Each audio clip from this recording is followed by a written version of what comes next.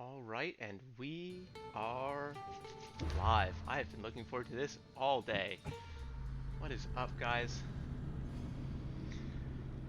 In addition to death and injury, Greek warriors ran the risk of being taken prisoner, executed, sold as slaves, or kept in captivity in appalling conditions. Truly, at the end of the Sicilian expedition, the Athenians, cream of an Athenian generation, was left to rot and die in a quarry, and man oh man, was that disappointing. Welcome, everyone, you beautiful people. I'm so happy to be here. Rough day at school, but boy is it good to be back in ancient Greece. Here we are in Argos, I believe. We were in Argos. We made our way to Athens yesterday. And I came back here for one specific reason. And that is that, if we check out the map, let's make sure that we're in Argos. We zoom in, we have the Battlegrounds of Argos.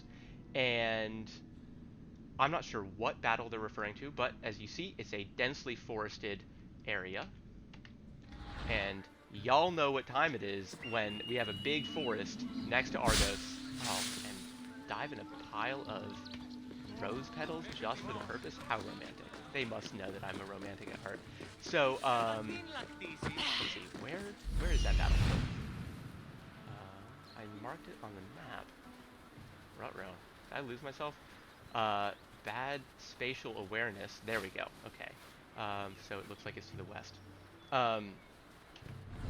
So, Argos, as we kept talking about yesterday, get out of my way, ancient enemy of Sparta, and in the middle of the 500s BC, 6th century BC, Sparta had done some shady shit towards Persia. They had allied themselves with King Croesus of Lydia, who is a king in western Anatolia, also known as modern-day Turkey. And there's a great moment where the Persian king, he's in the midst of conquering the whole world, and he's about to run train on King Croesus. And as he's preparing this, the Spartans send an envoy. And the Spartans are very full of themselves. They know that they're the baddest bitches in all of ancient Greece. And so they send an emissary to Persia. They're like, don't attack King Croesus, he's our friend. And the king of Persia is like, who the hell are you? They're like, we're the Spartans. And he's like, yeah, I've never heard of you guys. And in fact, I'm not scared of anyone who combs their hair and has a place in the center of their town where people lie to each other. Like, what are you talking about? Anyway, long story short, the Persians and Spartans weren't great friends. And so Argos got word of this and was like, well, Persia, we can be your friends. And so Persia's like, that sounds great. And Argos also had this whole thing. They're like, we're descended from Perseus. You're the Persians. We're basically like cousins. You know, might as well be brothers. And so King Cleomenes of Sparta gets wind of this. He's like, oh, the Argives are making an alliance with Persia? I don't think so. So, Spartans, they march up into Argos. They have a battle around here, and then the Spartans win, as they are wont to do in many of their battles. And the Argives run into this forest. In fact, it's not a forest; it's a sacred grove, because they're protected. As I think last week we talked about this, people are always down to like run into sacred groves or into shrines and be like, God, protect us. And most of the time they're protected, but all the times they're not protected come down to us as some really nitty-gritty, nasty times. This is one of those times. So, the Spartans surround the sacred grove, and then they get some Argive hostages, and they find out who the Argives are in the grove, and they start calling out their names one by one. They're like, yo, Jack. Definitely not a Greek name. Yo, Jack, your ransom's been paid. Come on out. You're good. Jack comes on out and cut his throat. And then they're like, yo, Samwise, come on out, your ransom's paid. Samwise wanders out, he's done too. They do this like 50 times until the Argives in the middle are like, yo, this is super not chill, this is not good. And so then Cleomenes gets the helots that come with the Spartan army, and they're like, yo, helots, burn down the grove. Because the Spartans aren't trying to pollute themselves. And so Cleomenes is thinking, oh, it's totally legit if we get the helots to do it for us. it's not totally legit. They burn down the forest. There's like acrid, nasty smoke filled with, like acrid, human being burning. Pretty gross. And Cleomenes is cursed. He's very much cursed. And and he is then like exiled from Sparta, and then he starts organizing people in, where is it? I think it's Arcadia. Cleomenes goes back, and they're like, yo, that was super not chill. So he goes to Arcadia, and he's like, yo, Arcadians, do you want to invade Sparta? And the Arcadians are like, why not? You're a Spartan king, you're trustworthy. Not. And so he starts mounting an invasion force of Sparta, and the Spartans are like, yo, the king's turning on us, what the hell? So the Spartans are like, they invite him back. It's like, yeah, this is okay. We can welcome you back.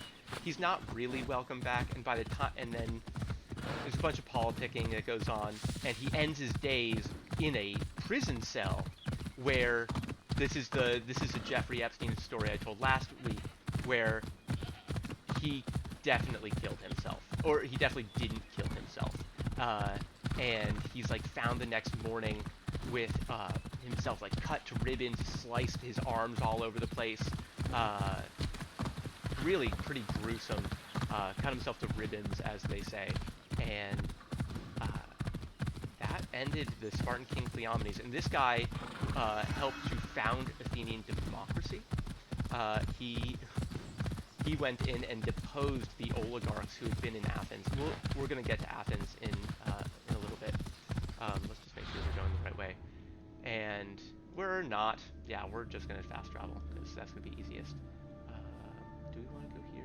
Let's go here. So Cleomenes goes in to depose the oligarchic rulers of Athens, because an Athenian royal family kept bribing the Oracle of Delphi.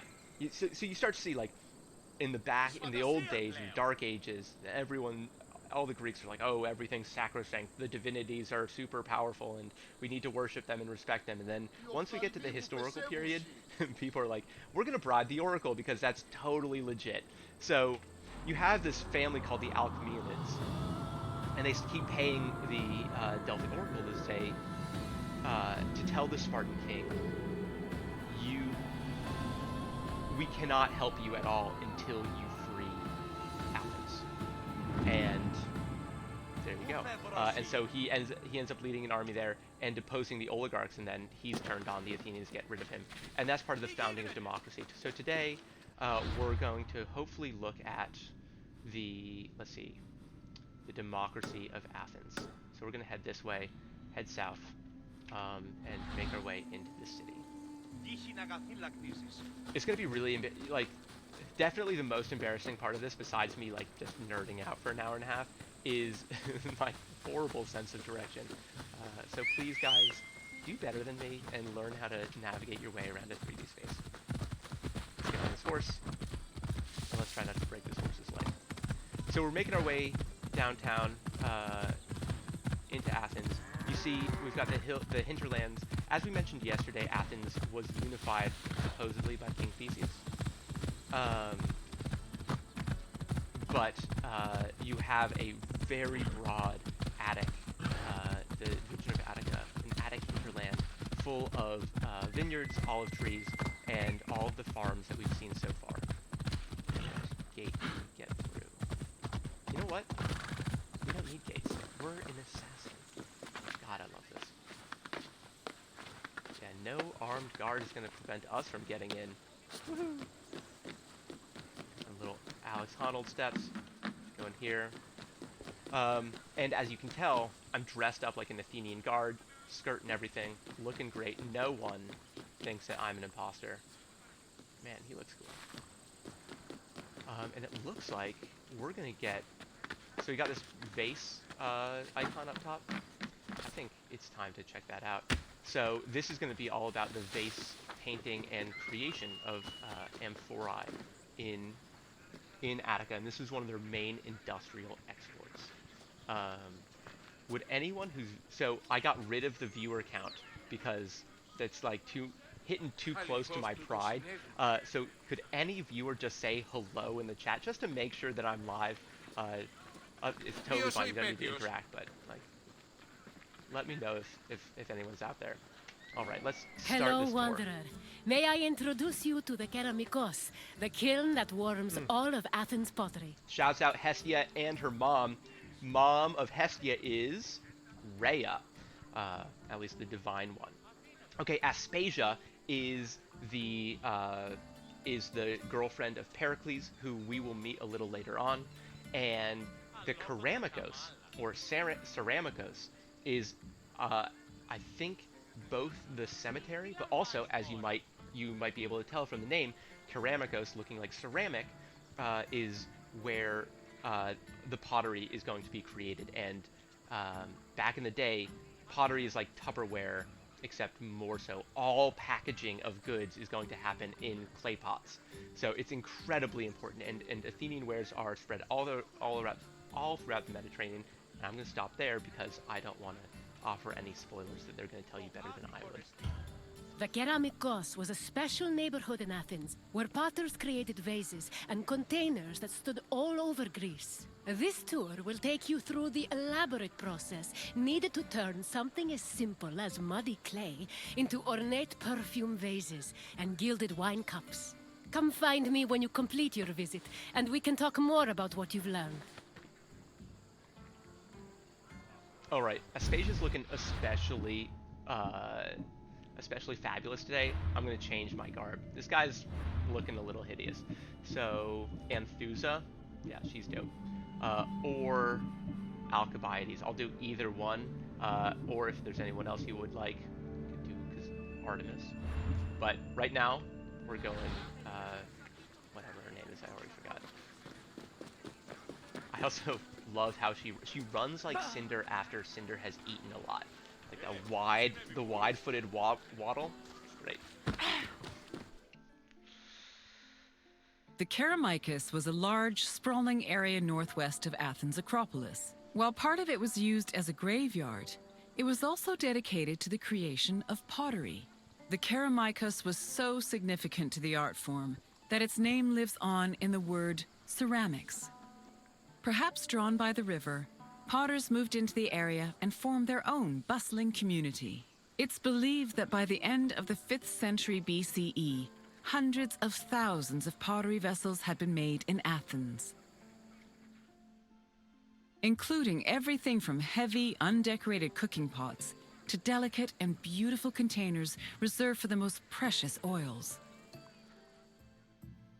Sadly, only around 1% of these works survive today, some only in small fragments. And yet we have so many. I mean, that's the amazing thing, is how frequently you can go to museums and see different vases, different pots. And this is where we get so much information about daily life in Greece. And we're going to zoom into some of these pots that we see what they got. But yeah, so it makes a lot of sense that the pottery district is going to be right next to the river, where you're going to be able to dig out the clay. It's going to be the easiest, fastest way, and as many of us know, transport is one of the most difficult things to do in the ancient world. In fact, one of my favorite history books, it labels distance enemy number 1. If you have to transport things at any distance at all, more than like a football field's length, it's going to be really expensive to do, especially something as heavy as pottery or clay. Unfortunately, no ancient manuals for making pottery have survived to the present day, and there's only limited visual and textual evidence to explain how ceramic works were created. However, the vases themselves provide a few clues. Some pots were decorated with behind-the-scenes glimpses at potters and painters at work. These visual narratives, along with the texts of ancient authors, suggest that pottery making was a family affair, with fathers teaching their sons the craft at a young age. One vase even shows a woman working as a painter, which again suggests that pottery making was a family business. That makes sense. Especially, I mean, think about today, how frequently people do the same profession that their family does, if not their direct parents, but someone they know, or how frequently people become teachers just because that's the profession right in front of their face. Is that why I became a teacher? Maybe. Who knows? All right. Raw clay from a river was hardly fit for a potter's wheel. Athenian potters used clay that was rich in iron, which created the distinctive orange-red coloring seen in Athenian pottery. But this high-quality clay needed to be handled carefully to avoid disasters in the kiln later on. The clay was first brought to settling beds, where it was mixed with water to wash out any organic debris like leaves. Once it was purified, workers kneaded the clay with their hands to push out air bubbles and create the texture necessary for a flawless finish. One of the goals of these early steps was to remove any impurities that could destroy a delicate design, or worse, render a vase unusable.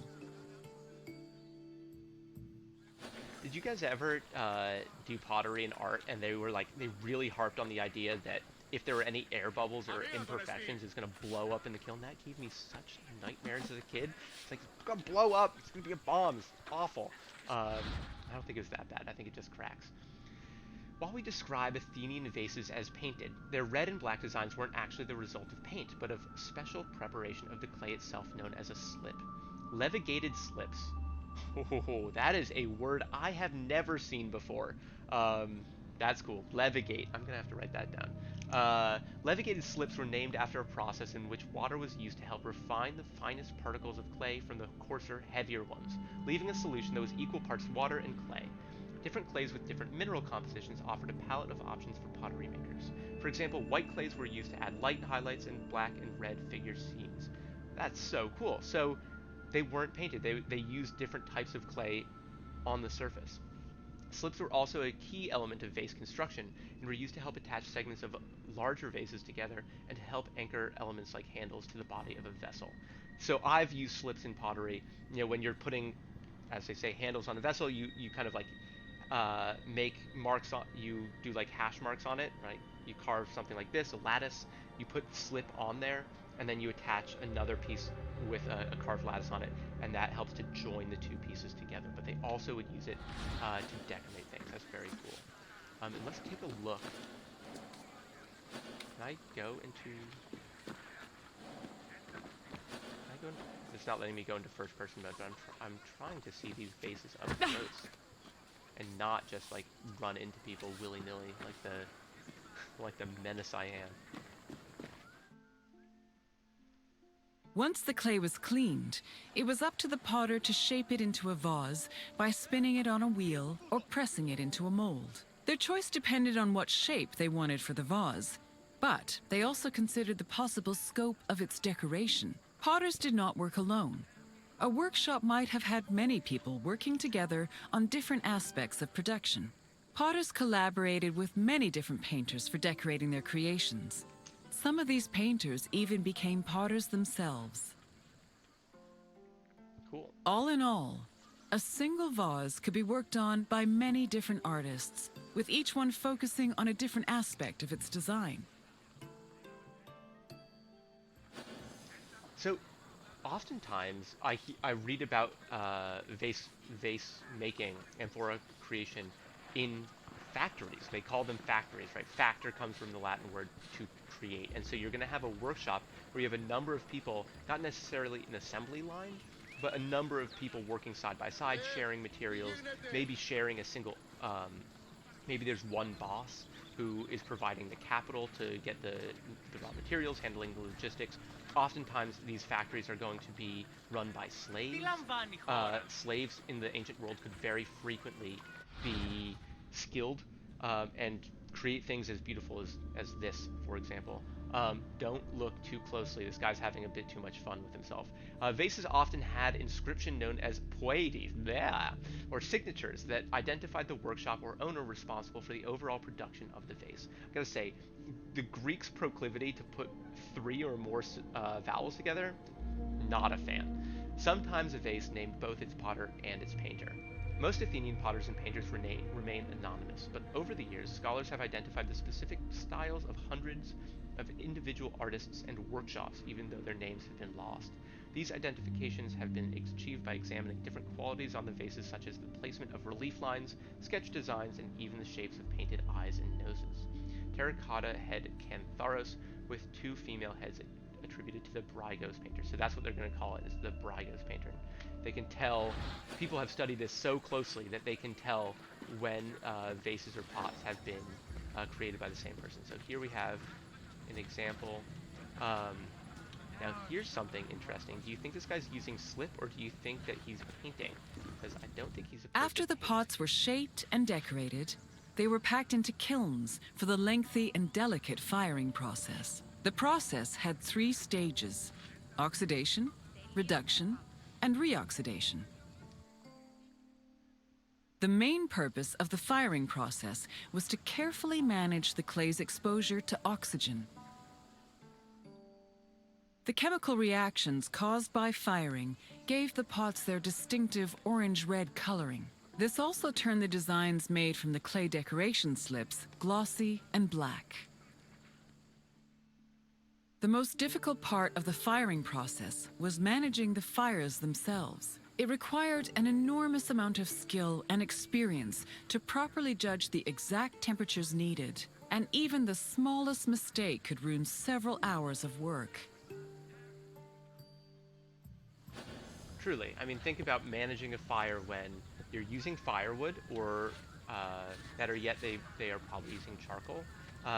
But also they don't have thermometers. They have no idea how to measure it.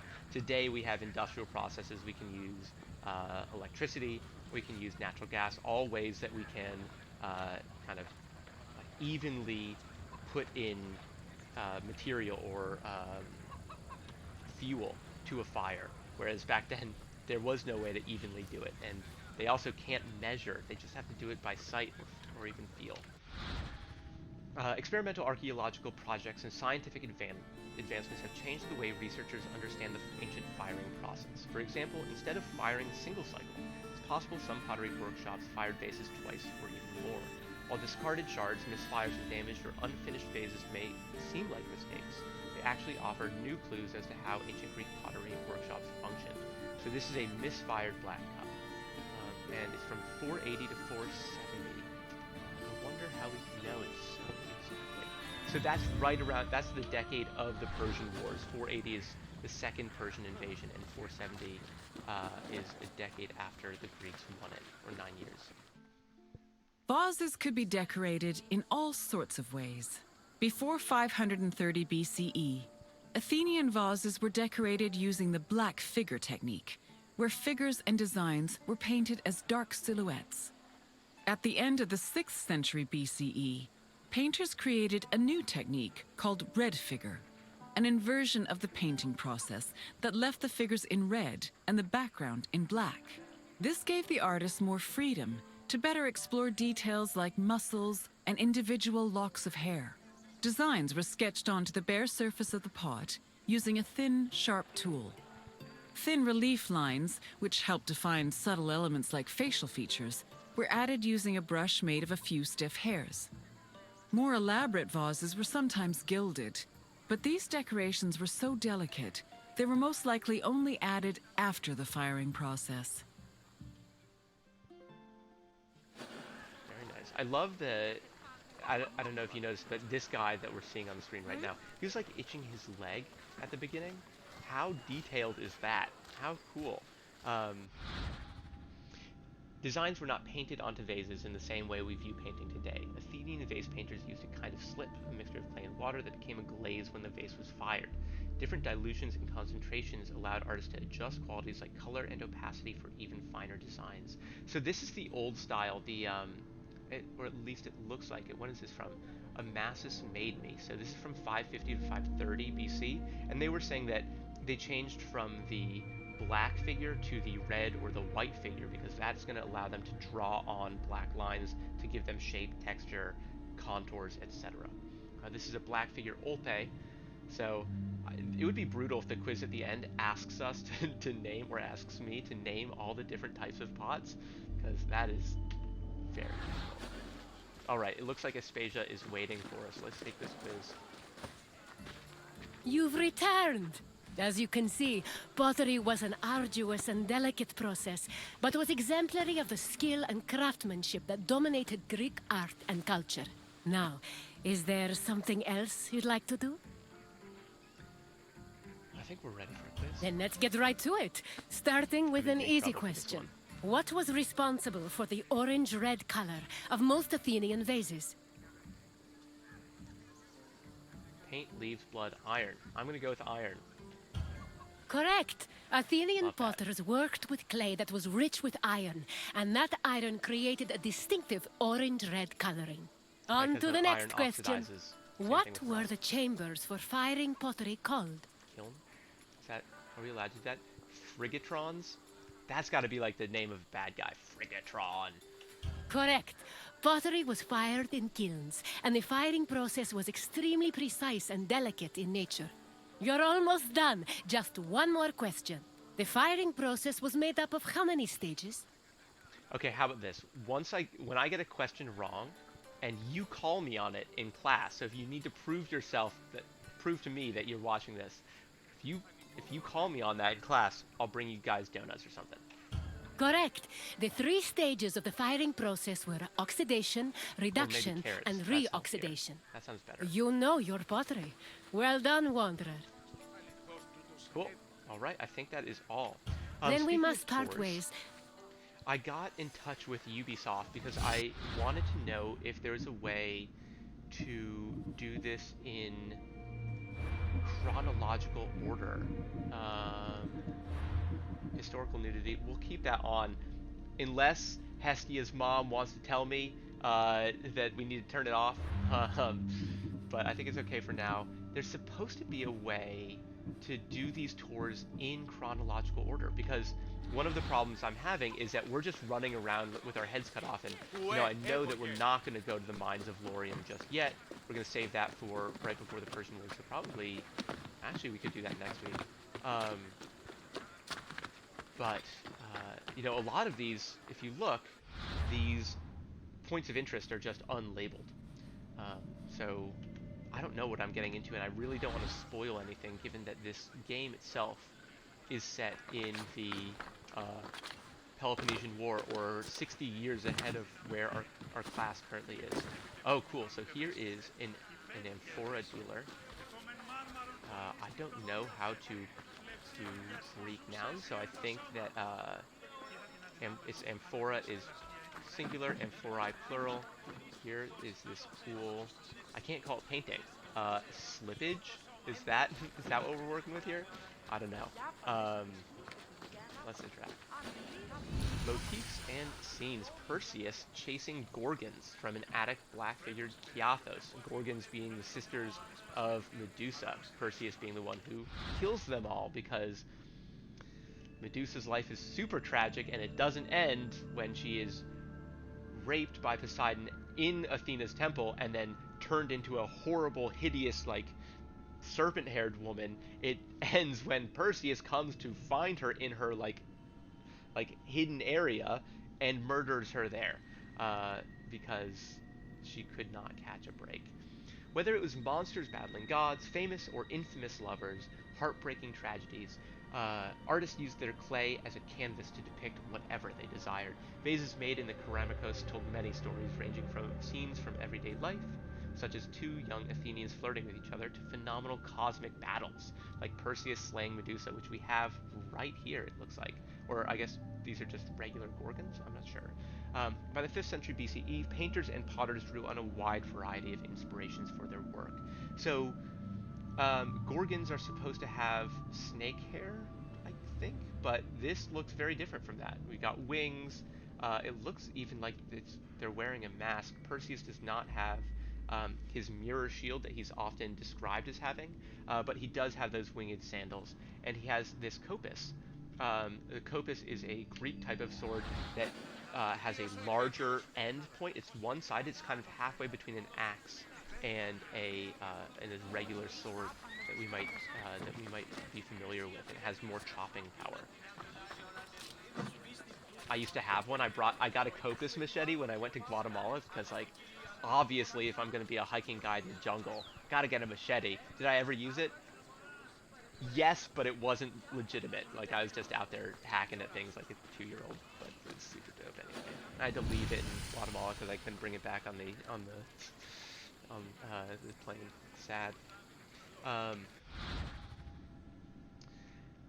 What is going on here? Although some Athenian vases are lauded today as masterpieces, their exact value in ancient Greece is often a matter of debate.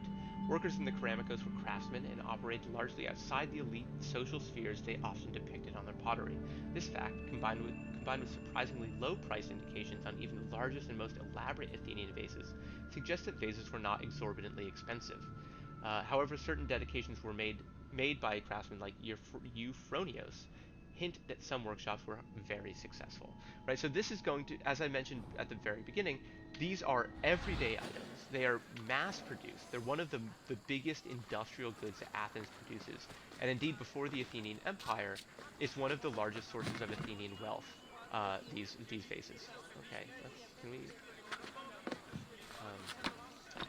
So yeah, so you're going to have a lot of workshops, a lot of factories. There's a lot of competition that's going to bring the price down, and a lot of slave work involved in this. Ah, thanks for the follow. Attic black figure dinos. Okay, we got another type of vase. It looks like. Most vases made in Athens ended up far away from the Keramikos, traveling as far as France, the Near East, and Egypt. So I've mentioned before, Marseille was founded as Massalia, a Greek colony in France. Boatloads of Athenian pottery were also shipped across the Mediterranean Sea to be sold in Italy, where they made their way into homes, religious sanctuaries, and graves. One of the richest export markets for pottery was Etruria in central Italy.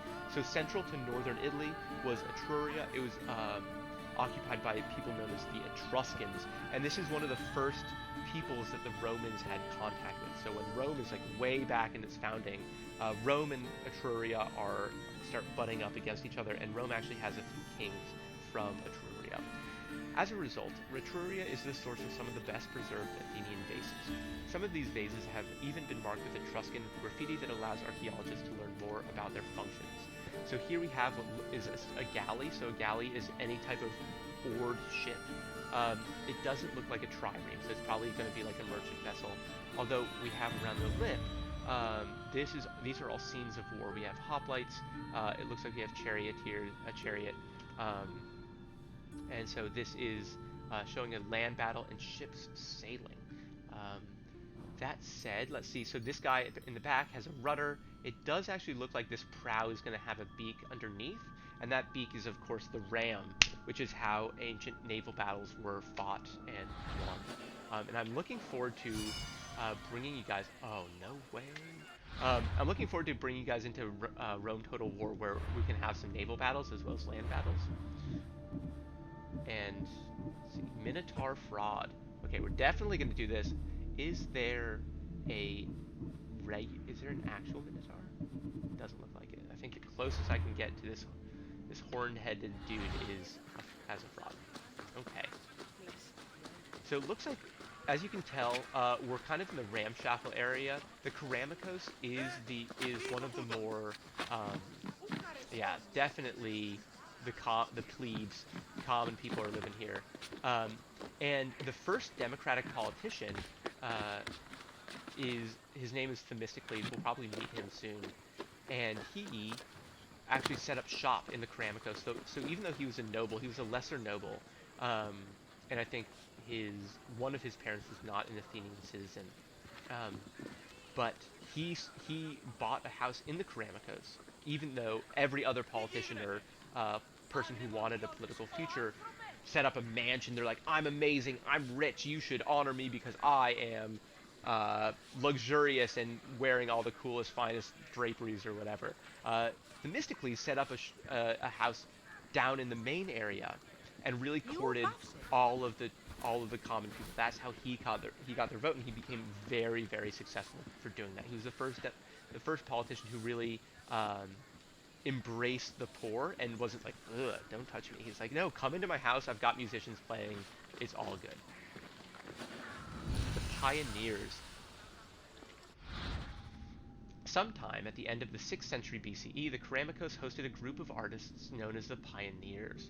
The Pioneers were colleagues who worked in the, at the time, new red figure style, exploring the artistic potential in revolutionary ways.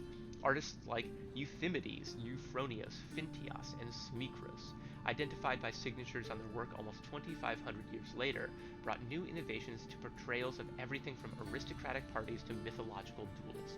The members of the pioneers even playfully painted each other into different scenes. So, let's see. So, Lekythos, this is attributed to Phintias. Does it describe what's going on? This is actually in Los Angeles. I have, I think, seen this in the flesh. I don't remember it. But we've got some winged dudes, we've got a chariot, and then something funky's going on here. Among the pioneers, Euphronios is one of the most famous. He is recognized for his skillful rendering of the human body as well as the experimental perspectives he employed bringing scenes to life. Oh, God. So, this guy, this fraud, this Minotaur fraud, has apparently decided that it's a good idea to take a bull's head, hollow it out. If he's from Kyrgyzstan, eat it all. Obviously from Greece, probably did the same thing. Eat whatever's inside, and then he's going to put it over his head. I bet it smells amazing. I bet he smells amazing.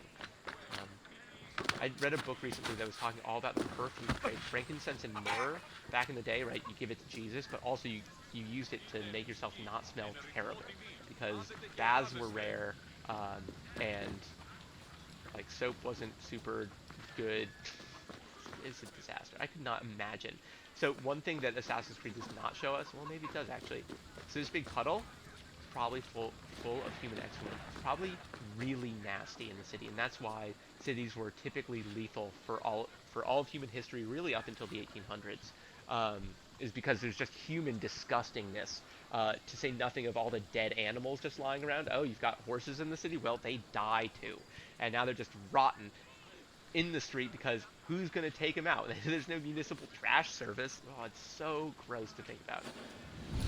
We really, this Keramikos is turned up. They spend a lot of time on this, and that's probably because this is one of the main areas of archaeological research from the Greek world. The ceramics from the Greeks are a huge source of archaeological knowledge and research. So there's so much information that they can dump into this area of the Keramikos. So if you weren't expecting to get a deep dive into ancient pottery, here we are.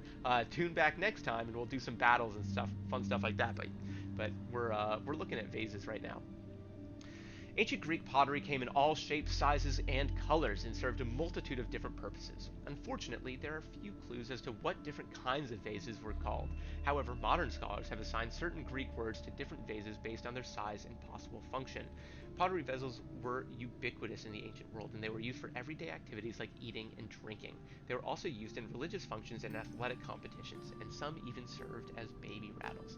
So, you know, should this stream blow up, and let's be real, it's definitely not going to, because people do not show up to Twitch to listen to this guy yammer on about pottery, but if it ever does, I'm going to put like a little like donate button at the bottom so that I can A, get a hoplite helmet, because if I can stream in a hoplite helmet, I'm so down, and B, look, this is cool. Shouts out to Amy, the art teacher. She got me my own water bottle with my name on it. Love it. Thank you, Amy. But I want one of these, right? I want a mixing bowl called a crater, or an oinoki, pitcher, a kylix. Probably a kylix, because that is my favorite word ever. Amphora is held wine. Don't worry, guys. I'm going to not be drinking wine here, or if I do drink wine, it will be heavily mixed with water. I'm not a barbarian. Please, as we all know, only barbarians drink unwatered wine, which means that every adult in Sonoma County is a barbarian, apparently, according to the Greeks. But let's be real. The Greeks thought everyone was a barbarian. Let's take a look. So it looks like we've checked off a lot of the Keramikos. Here's the gate that we could have gone into if we weren't super legendary and could climb up walls like Spider-Man. This looks like it's back in the Agora, so let's head that way. We'll go around here. As I've mentioned, we're not going up to the Acropolis just yet. We're gonna wait until we hit Pericles, the guy who helped built the Acropolis, funded the Acropolis from the proceeds of an empire. I look so much fiercer with this unicorn helmet on, I feel it's much more in character to run into people looking like this. Got a bunch of rugs. Gonna break into someone's house. Hello. Gonna burn it down. Ooh, someone's food. That looks delicious. But I can't eat it. Oh, sorry. I do apologize. I'm trying to change the... There we go. Change the sensitivity so I'm not wheeling about like a crazy person. Hello. I'm here to ruin your party. Oh, man. Look, if they're not going to let me interact with the, I wish they'd, like, give me a kind of or something, so, like, at least I could continue being an absolute terror to the townspeople. Like, do a little, ancient Greek graffiti over here.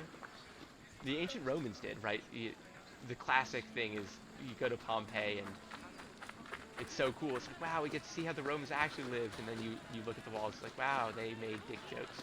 And we thought Latin was the language of profound thought and wisdom, and no, it's not. We're a bunch of children. Cool. What is this? Altar of the 12 gods. This altar, dedicated to the 12 gods, seems to have served as both a place of refuge and a topographical point of reference. Herodotus used the altar to give sample distances, and it functioned as a milestone for all distances in Attica. That's very important. So, later on, in about 420, 418, 417, right before Athens is about to sail on this Sicilian expedition, there's this big kerfuffle about the Hermes, and the Hermes are statues of Hermes. They got the face of Hermes and then the penis of Hermes, and it's a statue that it's kind of like a waypoint that stands at each intersection, and there it's going to have like what's each way, and then also the distance from, I assume, the altar of the 12 gods. It's going to tell you how far it is to get into Athens. The altar was dedicated by the Archon Pisistratus in 522 BCE.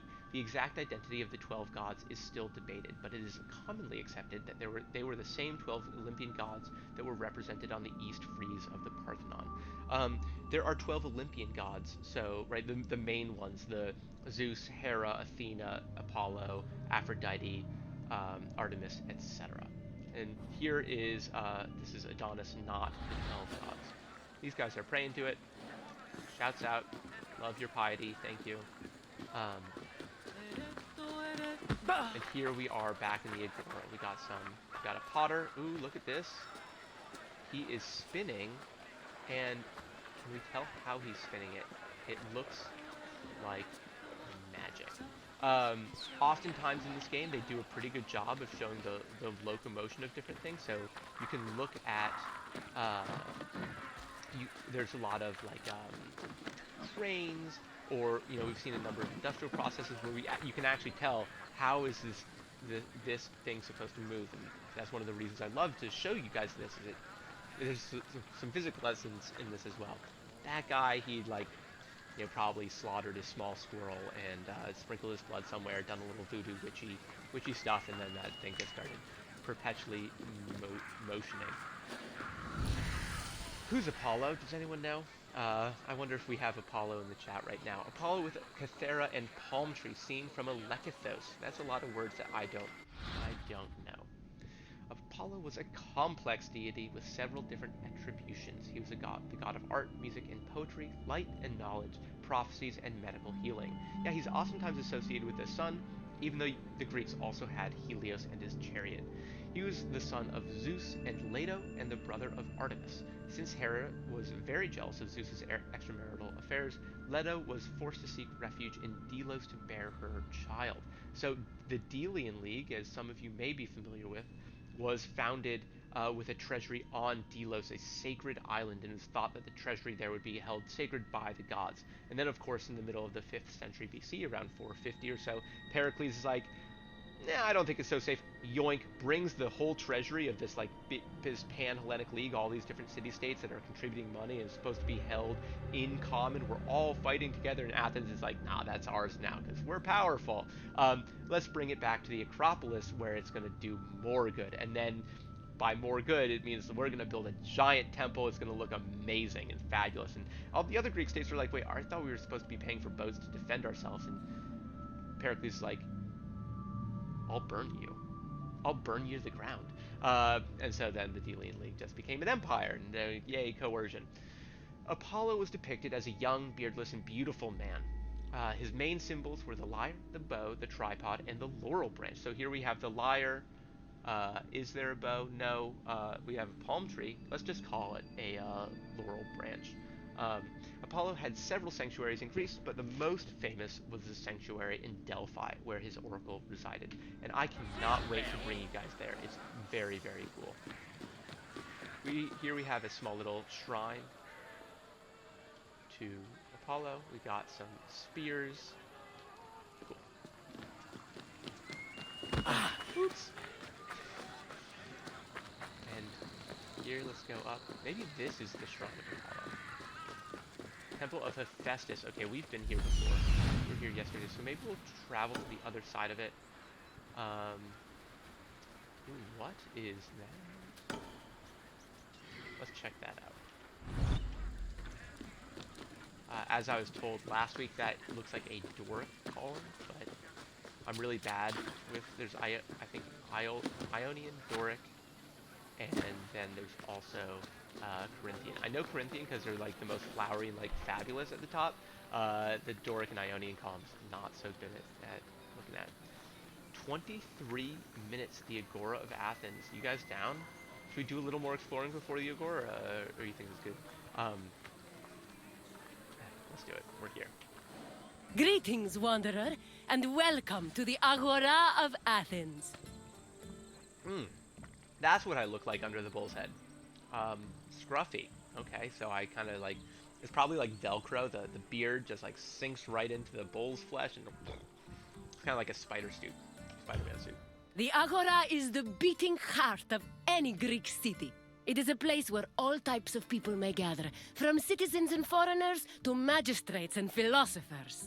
All manner of business is conducted here, including political meetings, legal proceedings, and trade. When you finish exploring, come find me, and we can talk more. See you soon, wanderer. Yeah, so this is where Socrates would wander about and heckle people. He'd be like, what do you believe most deeply? What's your deepest, darkest, most cherished belief? And they're like, I don't know, that I'm a good person. He's like, are you sure?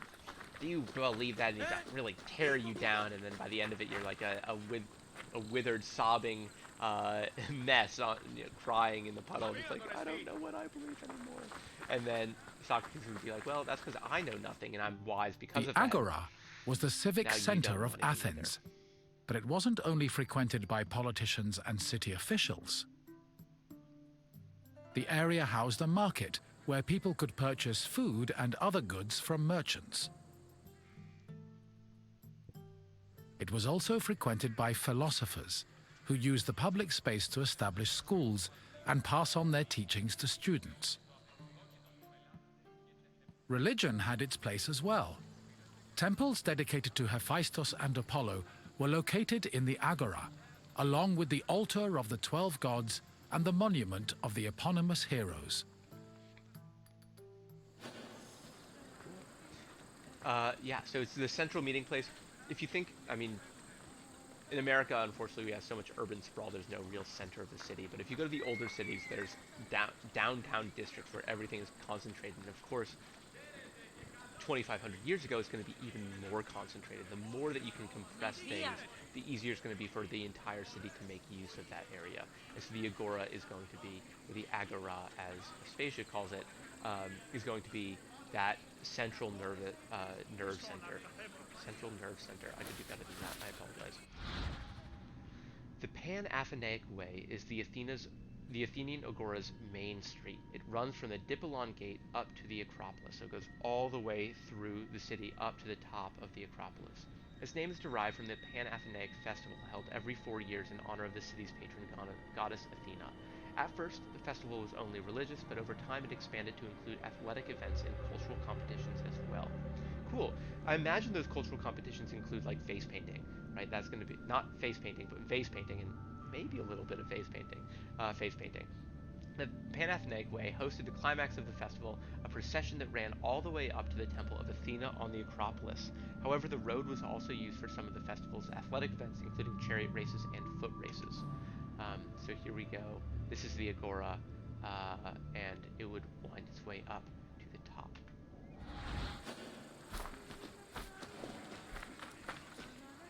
Oh, this is Hermes, right? We can tell because he's got the caduceus, the winged serpent staff, and the winged helmet. And one of these days I'll learn how to spell this. Or how to read this. This is lambda, upsilon, sigma, I think Omicron nu, so Luson? I don't know. And yeah, I'm worthless. Sorry.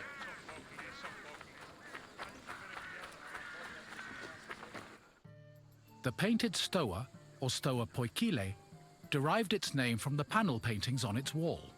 The paintings were created in the 5th century BCE by famous artists like Polygnotus and depicted Greek military victories like the Battle of Marathon. The stoa served as a public meeting place for citizens, but it was especially popular with philosophers who used the space to pass on their teachings. In 301 BCE, the philosopher Zeno of Kition chose the Stoa Poikile as the location for his school of philosophy, the appropriately dubbed Stoicism. Shouts out to Stoicism. If you know me, you might know that I like Stoicism. Big fan. I've read a number of the philosophies there. We've got Marcus Aurelius. We've got Zeno of Citium, as they just mentioned. This is the Stoa, this porch right here. You get to hang out. Any philosophy that means that you hang out on a porch, it's a good one. In fact, my dad, a philosopher, he does most of his philosophizing, at least during the summer months in Wisconsin, sitting on the porch doing philosophy, which for him means sitting in a very comfortable chair, thinking and writing. Somehow that's a job. I love it. Thank God we live in a society like that. Oh, hello. Got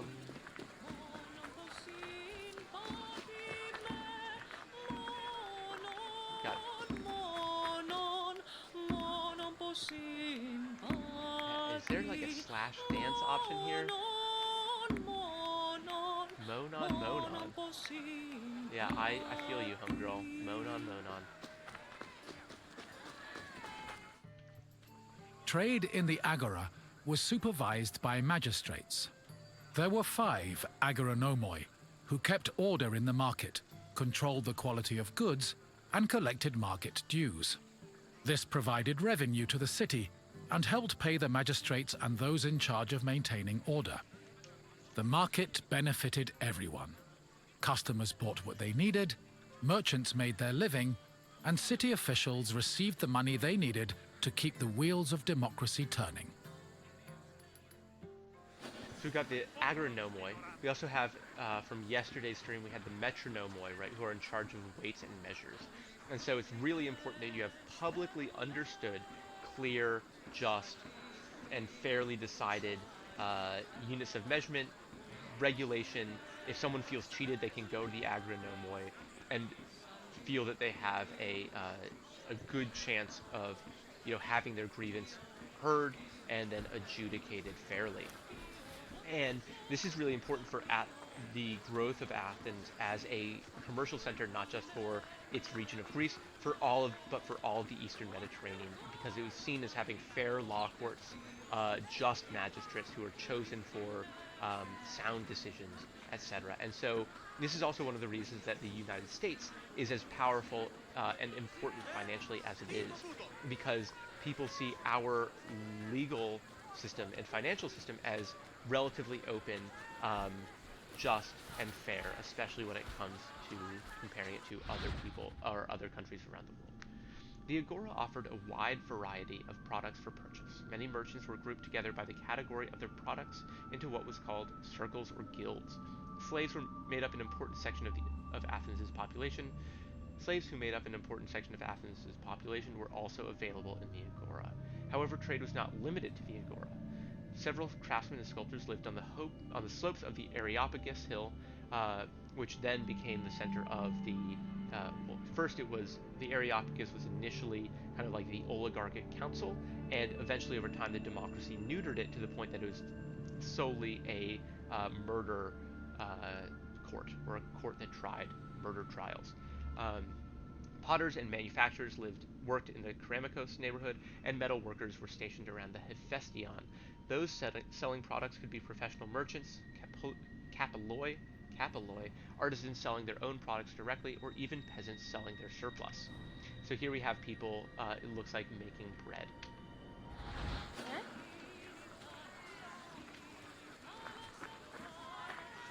One thing that I was reading recently, they were talking about medieval fairs, and so a lot of merchants would descend on a town, but I think also generally it'd be like every Saturday or Sunday, all the merchants and artisans, people who wanted to trade and sell goods, would come down to a central location, and you'd be grouped where the most expensive products were in the center, so gold, jewelry, and this book was talking about spices.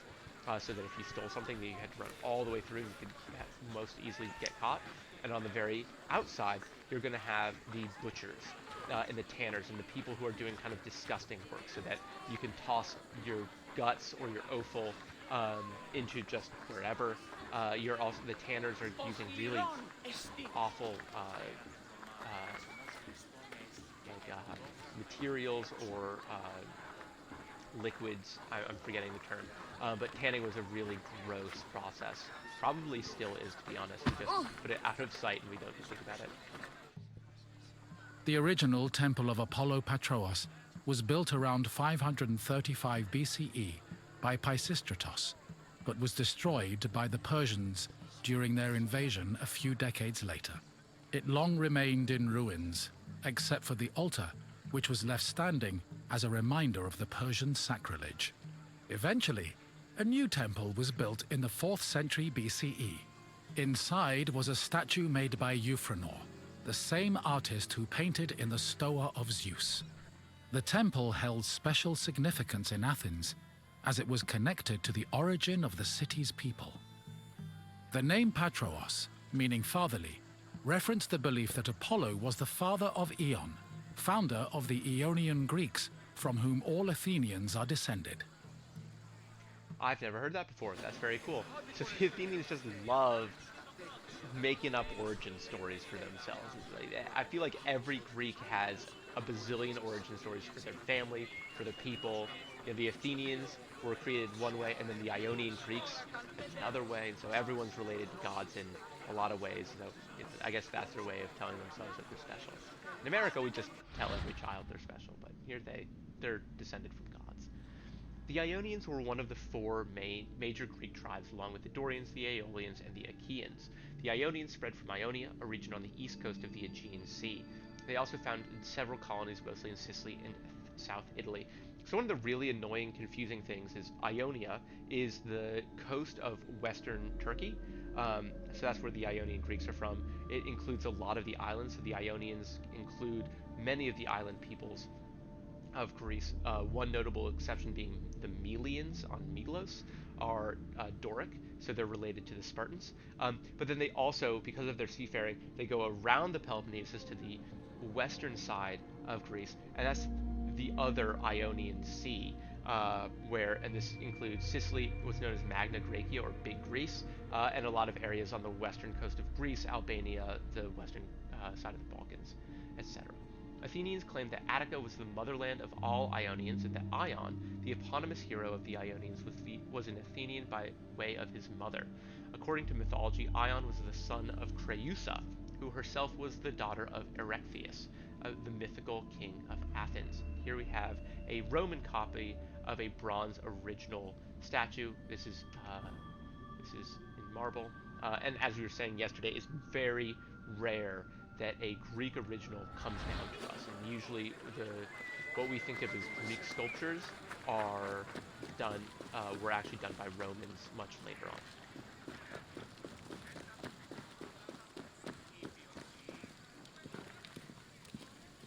Oh, what a view, what a view. Yes.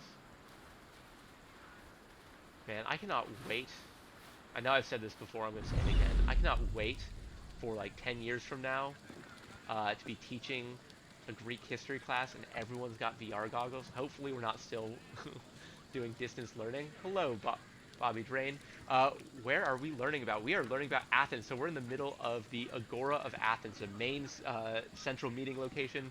We've learned about pottery, vases in the Keramikos, where we get the word ceramics.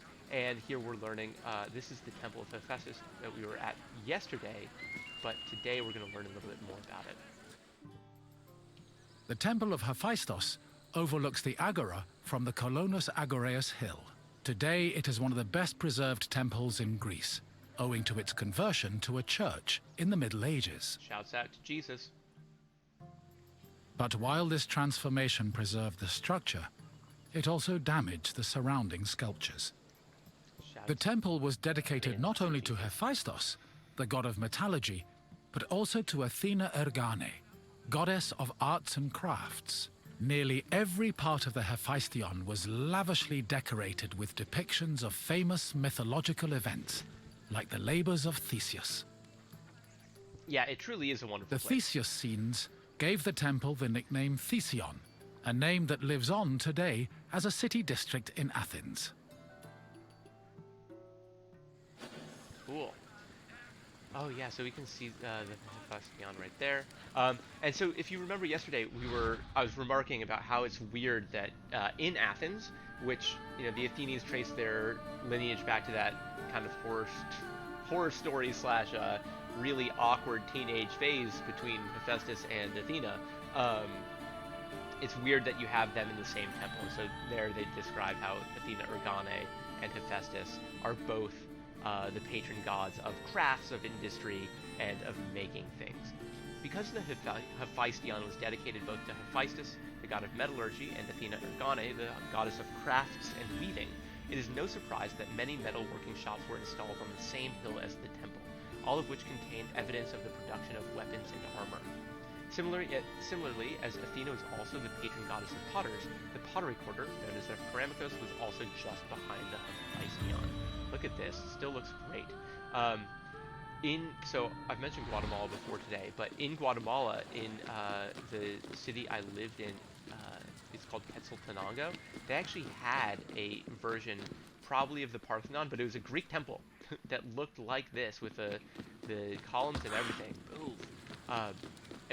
Sadly, it was like completely empty in the middle, but that also made it a cool place to have picnics and probably regular public functions. I can't imagine that the Catholic Guatemalans were down to put a giant statue, rigged ivory statue of Athena, although I would have been so excited if they had done that. Oh, I think this is the Bouleuterion. This is where the Boule meets. The Bouleuterion was another building in the Agora that contributed to the democratic process. It housed the Athenian Council of Citizens, the Boule. This council of 500 was composed of 50 members from each Greek tribe, all of whom served a one-year term. They were chosen by lot from among citizens over 30. Every month, one group of 50 was chosen to lead the Boule's executive committee, the Prytaneis. The Prytaneis met every day of the month and called meetings of the full council in the Bouleuterion, where they spent their time discussing bills. So, I think we'll probably save the democracy of Athens for tomorrow because we've had a lot of tours today. But yeah, what I love about this is there's 500 people, there's 10 tribes. So 10 tribes, each suggest a number of people. I think among those people who are suggested, a certain number are picked by lot. The Boule is not, as far as I know, I'm pretty sure about this, and Hestio, call me on this because you may know this better than I do. But the Boule is random chance or random selection from amongst a picked group. So you're not going to get a bunch of randos. Then amongst those, you've got 50 people, as they were talking about the Prytaneis, who they serve for a month. There's 50 people that are doing the executive council per month. And then each day there's a random person from that 50, from the Prytaneis, Prytanes, who's selected to kind of chair the meeting that day. So there's a lot of random selection going on. Everyone gets a turn. But imagine being an Athenian citizen who not only is selected for to be on the boule, but then on that day, that one day of your life, you get to be the chief legislative official of Athens. You get to preside over the meeting, and maybe that day is the day that the Persians are invading, right? Or maybe that day, nothing's happening, right? You have no discretion over it, but it could be the biggest day in Athenian history, or it could be just a completely banal, boring day, and you have to deal with it, regardless of what it is. Oh boy, you ready for some text? Excuse me. You thought you were out of homework, and here we go. Athens' democratic system ensured a rotation of the people who held key functions. For example, each tribe held a prytany for 1 month, and magistrates were elected for 1-year terms. However, there was also a procedure that was put in place to banish citizens believed to be a threat to the state. This procedure was known as an ostracism and was originally put in place to prevent the rise of possible tyrants. We have talked about ostracism a lot, and I'm imagining they will too. Wouldn't it be dope, though, if in the modern world we had an ostracism? I'm saying, like, everyone write down, I don't know, maybe one name, maybe 5, and the top 5 ejected. We send them to Canada or Madagascar or something. Get out. We'll hold your property and state, but you have to leave for 10 years, and no, you don't get access to the internet either. Every year, in the 6th Prytany, the assembly asked Athenians if they wished to hold an ostracism. If they voted yes, the ostracism would be held later on during the 8th Prytany. The ostracism vote was held in an enclosure in the Agora and supervised by the Archontes and the boule. To vote, a citizen put the name of the candidate they wished to ostracize on a pottery fragment called an ostraca, then dropped the ostraca into an urn. The ostracism was considered valid if a minimum of 6,000 people voted, and the man with the largest number of votes was ostracized. The ostracized man was given 10 days to leave the city and had to remain in exile for 10 years. However, he did not forfeit his citizenship and property and could even be recalled by the assembly in the case of an emergency, which happened to Cimon in 461 and to Aristides during the Persian invasion. Themistocles and Aristides are having an argument. This is what we're actually going to start ancient Greek history off next Monday when we come back from break, is this argument between Aristides and Themistocles. Themistocles is like, we must build a navy, and Aristides is like, no, let's give the people some money. And it was such a close vote. And remember, the voting in ancient Athens, or in much of the ancient world, happened by acclamation, by how loud you could stamp your feet and yell and clap your hands, stamp your feet, gnash your terrible teeth, etc. And it was so close that they had to call an ostracism because they didn't have another mechanism to count votes. At least that's my interpretation of it. Maybe that's a little fan theory. But so they're like, well, how else can we get an exact count? Bring out the ostraca! And then they jetted Aristides out. Then when the Persians invaded, they were like, we need all able hands on deck. So they recalled Aristides back to Athens, and he helped out with the war councils. Famous politicians who were ostracized include Xanthippus, the son of Pericles, Themistocles, so horror of horrors. I actually hope that many of my students from this year are watching, but actually, you know what? Nope, no spoilers. Alcibiades and Thucydides, who used the time provided by his exile to write his history of the Peloponnesian War. And here they're talking.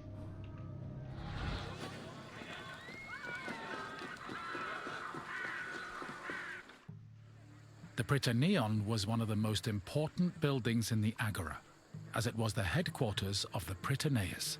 The Prytaneus was the executive committee of the boule, who ran the city's daily operations. The Prytaneus dined in the Prytaneon, and 17 of them slept on site to ensure there were always officials available to deal with emergencies. The Prytaneon also housed the official weights and measures of the city. The Fire of Hestia, which provided sacred fire for all public sacrifices, was also located there. Very cool. Love that. I also love that there's 17. Oh, never mind.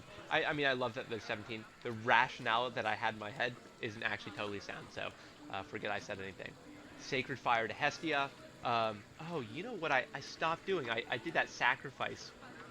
I did a little sacrifice, I think my first or second stream.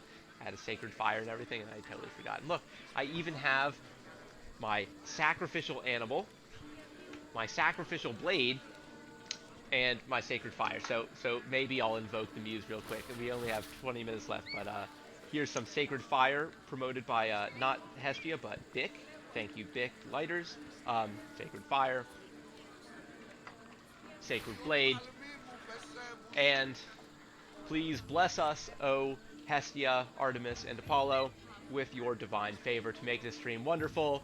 And goodbye. And then we, like yank this stuff out and get it all gross, and then we have a good time. Okay, so the Prytaneon, an obol of Athens similar to those used to pay the misthos. And for someone who's struggled with a lisp for much of their life, the word misthos that puts a S-T-H, like what are you doing to me, man? That is really brutal. The Prytaneis were magistrates from the Boules Council of 500. The council was evenly divided amongst the members of the 10 Athenian tribes, with each tribe contributing 50 members. The Prytaneis were in charge of the Prytaneon. They held their position for a 1-month term called the Prytany. I'm seeing a lot of similarities here, after which a new tribe would be chosen for the Prytaneis. Every day, one member of the Prytaneis was chosen by lot to be the epistates, the president of the council. No member was allowed to hold this office more than once. So what I was saying earlier about, like, today is your day at the very top of the Athenian pyramid. In 406, a great loss of ships and men in the Battle of Argos angered the Athenians, who demanded punishment without due process for the generals involved in the battle. However, the philosopher Socrates was the epistates at the time, and he refused to vote on the matter, stating that he would never perform an action that wasn't in accordance to law. So that's one of these moments of epic historical convergence, where the Battle of Argos, huge deal. Right, this is right at the end of the Peloponnesian War, and it is a disaster of immense proportions. At the end of this battle, there's a ton of Athenian sailors who are stranded in the water. They're holding on to like pieces of broken ships, and a giant storm is coming, and the generals decide not to rescue their fellow citizens, which leads to tremendous loss of life. If you think about triremes, they have 170 people on them. And they, if you're sending out a fleet of, say, 150 or 100 ships, that is over 10,000 people, not including the Marines, all the other people who are going to be on the ship.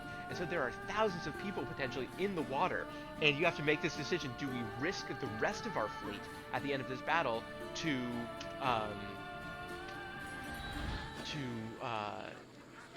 save these people in the water, or do we save the known survivors and get out? And the people of Athens thought the generals made the wrong choice and ended up having them executed, but not on the day that Socrates was in charge. He lived in accordance to law. And Socrates also, upon being convicted and sentenced to death, he was given the opportunity to escape with his life in the middle of the night. And he has, I believe it's called the Apology, he has an amazing defense of a city's laws, of what is the purpose of a city, what is the purpose of citizenship, how can I call myself an Athenian if I do not respect the law? I must live in accordance to the law, or else I am nothing. The Heliaia was the most important court in Athens, and was presided over by a group of judges called Heliasts.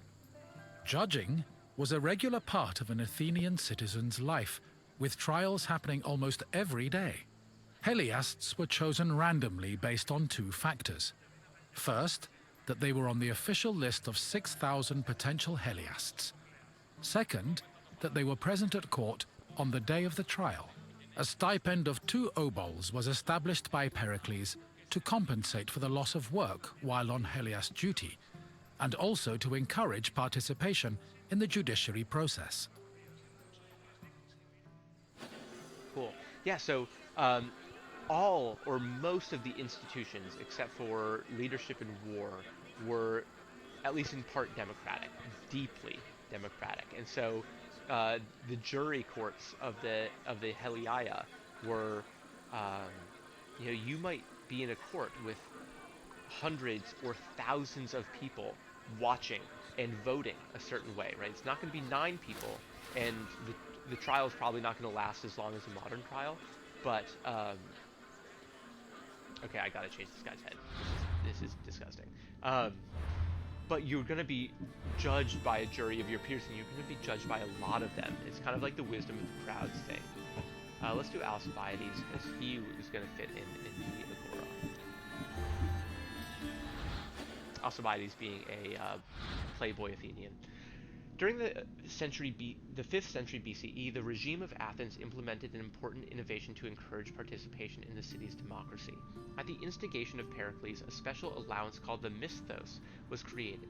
At first, the misthos was only given to Bouloudes and Heliastes, but in the 4th century BCE, a misthos ecclesiastikos was created for participation in the Athenian assembly, so everyone going to the assembly would get money for going. The misthos was a payment that allowed even the poorest citizen to perform public functions. Strangely, even though there were democratic regimes elsewhere in Greece, the misthos system only existed in Athens. Right? This is kind of like there are debates often about how much we should pay public servants and public officials, and the more you pay them, the less likely it is they're going to be corrupt or corrupted. Right? If you're already decently well off, it takes more money to corrupt you. And then in other circumstances, the more you can pay, the better people you can get to participate. But also, like today in America, it costs a lot of money to run a political campaign. You cannot be a poor person and run a political campaign. But in ancient Athens, in a similar vein, you were able to participate in democracy because you could take a day off work. Right? If you were a potter, a potter who was well regarded by their peers, you might get on the list of potential heliastes. And so you could miss a day of work because you were getting paid to render judgment, which means that the public is better off for your participation. And so this is one of those ways that you see Athens noticing, okay, what is going to make our system, our society work better, and let's put money towards that. Right? If only the rich can give judgment in the court of law, or only those people who can afford to take days off work, what kind of society is that going to create? In the Agora, an Athenian could buy and sell many different products. The permanent retail market was divided into sections according to the category of merchandise. Merchants and craftsmen who worked in the market could be citizens, foreigners, or even freed slaves. They sold everything from food and clothes to jewelry and slaves. With so much variety, competition was fierce, and that competition helped regulate the market's prices. Yeah, it's important to note that Athens is an entrepot for much of the Eastern Mediterranean. I think, next week we're definitely going to hit the port of Piraeus. This is a port created by Themistocles, and also the silver mines of Laurium. But at the Piraeus, and beforehand, there is the Phaleron. So this is the Piraeus, and this is the Phaleron. This is much closer to Athens. This was the original port, but it was also wide open. It was poorly defended, and Aegina, a den of miscreant pirates. They could come over, and they did come over around, I think it's like somewhere around 500, 505 BC, and they just burned it to the ground. And so Themistocles is like, guys, we need to do better. Like we're Athens, we descendants of Apollo. Weights and measures varied from city to city. As a result, transactions in the Agora had to respect the official weights and measures of Athens, which were kept in the Bouleuterion. Consequently, merchants were required to visit the Bouleuterion to test their measuring devices against the city's official standards. Right? it's really important to have standardized weights and measures so that everyone knows and can trust everyone else that they're doing business with. Otherwise, cheating is going to be rampant, and the ability to trade between people is going to fall apart. The weight system was closely linked to the weight standard of coinage. The basic unit was the obol, but there were others, including the drachma. So the drachma is about 6 times an obol. The mina is 10 times that, and the talent is much larger. The talent is 26 kilograms of silver, so that's about 55, 60 pounds of silver, and it's often put in an amphora. So talents are going to be amphorae filled with silver. Which, if anyone wants to get me something for my birthday, 26 kilograms of silver would be, that's great, it's coming up. 1.5 months, get me a talent, that'd be sick. There were also units for liquid volume, such as the medimnos, which was used to calculate grain transactions, and the metrites, which was used to measure wine. Special magistrates known as the metronomoi, who we met yesterday, were appointed to supervise the adequate use of weights and measures in the Agora.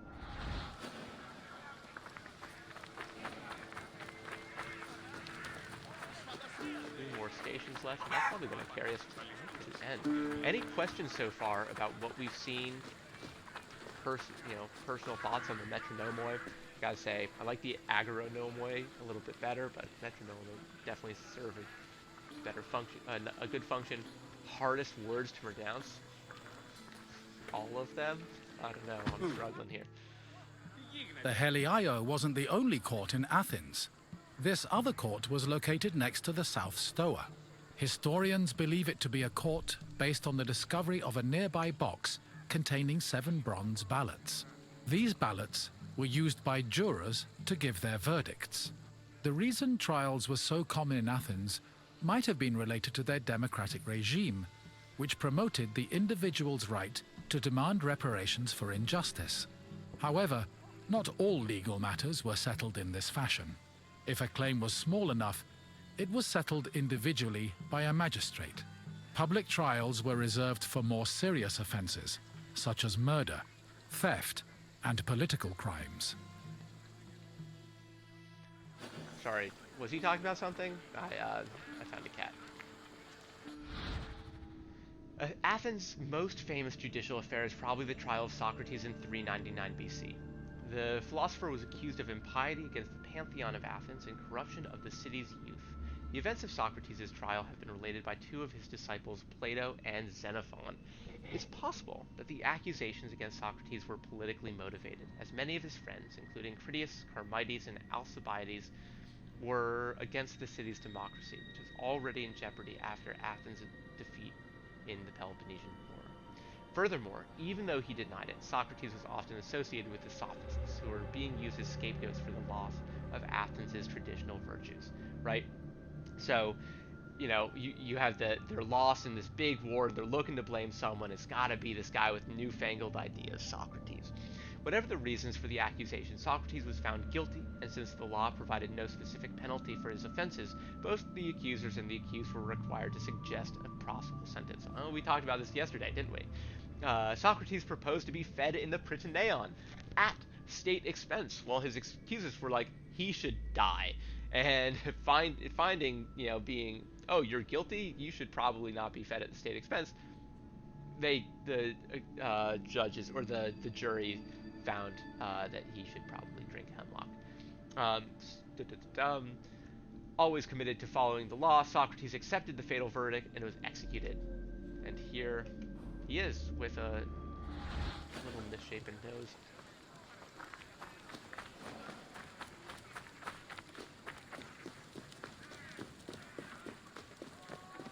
And there's Aspasia. The mint was where the city made its coinage.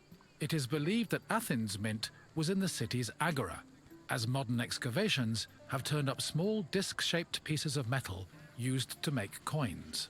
Much of the silver required for minting coinage came from the Lavrion silver mines. Athens was so dependent on the mines that when they lost them during the Peloponnesian War, the city was forced to melt down a gold statue of Athena to mint gold coins and avert a monetary crisis. So the gold statue of Athena that they just mentioned is actually in the Parthenon. There's the 40-foot statue of Athena, and she has a gold bust on. I think it might even be like a breastplate, and it was created for just such an emergency. If Athens is at its like end, it's close to demise, melt down Athena's chest plate for money to try to save her. In ancient Greece, every city-state struck its own coinage. This meant that the coins of one city only had legal value in their own territory. Consequently, if someone traveled to another city, they needed to exchange their foreign coins for local currency. The need for currency exchange explains the prevalence of money changers in the Agora and ports like the Piraeus. Much like today, money changers made a profit from their exchanges. Unfortunately, the invention of coinage also came the invention of counterfeiting. Counterfeit money was such a problem in Athens that the city appointed a special magistrate called the Argoroscopos, silver examiner, to inspect coins in the Agora. If forgers were caught, they faced the death penalty, right? So forging, you have the stamp of Athena. Oftentimes you have the king's head stamped onto a coin. That means that here the god, the city, the king is vouching for it, right? It is so important that money is not counterfeited, right? It's not fake, because you need everyone to accept it. So this entire this entire lesson in the Agora that we've been looking at focuses a lot about civic trust, right? You have the metronomoi, you have the agronomoi, you have the jury, you have all these institutions that are created to make sure that individuals trust each other, because this is a large city and is hosting a lot of traders and foreigners from other places coming in, trading with one another, speaking different languages, and all if people are to profit, if people are to be able to trade with each other, to get goods from one another, they need to be able to trust each other. And so these are all institutions created to make sure that you can do that with strangers, right? You can exchange value with strangers, and everyone gets out of it feeling like they haven't been cheated. As soon as people feel cheated, as soon as they feel abused, the whole system begins to fall apart. And you can see that today, right? Once you start not being able to trust one another, the threads of society that hold the civilization, or a polis in this case, together, they begin to fray. You have now experienced the Agora, following in the footsteps of countless Athenians before you. I hope the trip has impressed upon you how important this place was to trade, politics, and law. If you have any questions, don't hesitate to ask. Do we have any questions, chat? I think we're ready for a quiz. I think the only questions I'm ready for are hers. If you guys have any questions for me, please send them. I'd love to hear them. Very well. Let's begin. Which philosopher's school took its name from the painted Stoa? Zeno's Kidion. Stoa Poiliokos or something. Thales of Miletus. He was the guy who said you never step into the same river twice. That was also Pocahontas in my favorite Disney song, The Colors of the Wind. Antisthenes, I don't know him. My dad's the philosopher, not me. Yes, Zenon taught at the Stoa, and so he and his followers were dubbed Stoics. Time for another question. What other name has the Hephaestion gone by? Oh, God.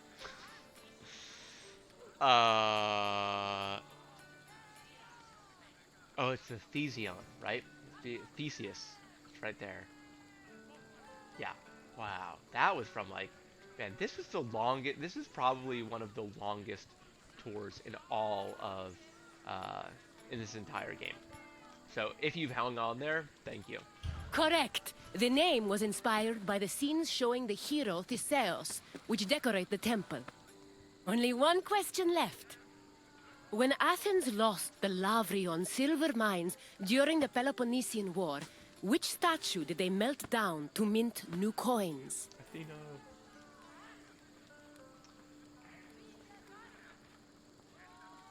How do they deal with counterfeit money? They have a process for differentiating the currency. God, what a good question. I have honestly zero idea how that Argyroskopos, or whatever his name was, figured it out. You know, maybe they didn't have. I don't think they had lenses, so you know he's not got a jeweler's loupe or anything. Um, probably looking for. He's probably looking for basic differences between they're going to have access to the coins right from the mint or the mint press, so you can see very clearly. I think what's likely going to happen is they're going to find the counterfeiters, and so it's not, if someone's using counterfeit money, unless they're doing it consistently, you're not going to put them to death because like you got to give them the benefit of the doubt. But if you catch someone with like a counterfeit press at home, death. Another way that I know you can do it is you have to melt down the coins. And so as you melt down the coins, the different metals within the coins, because that's how you're going to counterfeit things, is in this a silver drachma is going to be 100% silver, or like 95% silver. But you bring a bunch of drachma home, you melt them down, then you add a bunch of, who knows, nickel or iron or something, and you then like turn your 20 drachma into 50 drachma or something. And then if they were to bring it back and they melt it all down, they can sort out the different metals, and at that point they can tell, yeah, this is a bunch of bupkis, and this is a gold statue of Athena. Correct. Thank you, Moon Mackerel. The Athenians Very good. melted down a statue of Athena to mint gold coins. It's clear you are very familiar with the Agora of Athens. I'm impressed. So, Aspasia, I don't know if you've caught her, like, she keeps giving, like, in the middle of her words, she, like, gives a little smirk, but look at this guy, Alcibiades, just looking too cool for school. Oh, God, I hate him so much. Farewell, wanderer. May we Ladies see and each other gentlemen, again soon. Viewers of the world unite. I've been streaming for an hour and a half. I imagine that everyone is down for me to shut up. So, I think at this point I'm going to change to Pythagoras, right? I'm going to give you guys all a bunch of geometric homework. This guy doesn't eat beans, and he's got a bunch of weird cult things going on about him. If any of my students are in the chat, you guys should write about Pythagoras. He's a weirdo. But at this point, I think we're gonna sign off. Tomorrow, we will make our way over here, and then eventually we're gonna have to make our way. Let's see. We want to go north eventually, because yeah, I did promise you that by tomorrow we would do the Battle of Marathon. So we're here, and the Battle of Marathon is over here. So that's going to be at least 30 minutes, and I'll have to prep a... I also want to bring you guys to Total War, and we can do a full-on battle on the beaches of Marathon. We can see some hoplite combat, and I think that would be cool. Because that is where we left off right before break back in December. I barely remember that. Anyway, guys, thank you so much for tuning in. I really appreciate it. As always, this is definitely one of the highlights of my day, since I don't get to teach Greek history these 2 weeks. So thank you so much, and I will see you on Thursday, 6 p.m. Adios, y'all.